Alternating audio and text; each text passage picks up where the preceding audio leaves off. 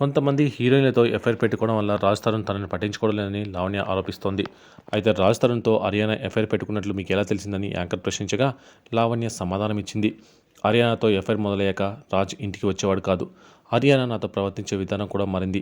ఒక అమ్మాయి ఏం చేస్తుందో మరో అమ్మాయిగా నాకు అర్థమవుతుంది. మణికొండలో అరియానా ఉంటున్న అపార్ట్మెంట్కి రాజు వెళ్ళేవాడు. అపార్ట్మెంట్లో వాళ్లే నాకు ఫోన్ చేసి చెప్పారు. వాళ్ళిద్దరు ఫోటోలు కూడా నేను చూశాను. ఒకరోజు నేను గోవాలో ఉండగా రాజ్ ఫోన్ నుంచి నాకు అరియానా కాల్ చేసింది. చాలా ఇన్సల్ట్గా మాట్లాడింది. నీకు జీతం ఎంత వస్తుంది అని అడిగింది. ఇదే బిగినింగ్ కదా, తక్కువ వస్తుందని చెప్పా. అవునా, నాకైతే రోజుకి 50,000 నుంచి 1,00,000 వరకు వస్తుందంటూ తక్కువ చేసి మాట్లాడింది. అప్పుడే నాకు అర్థమైంది.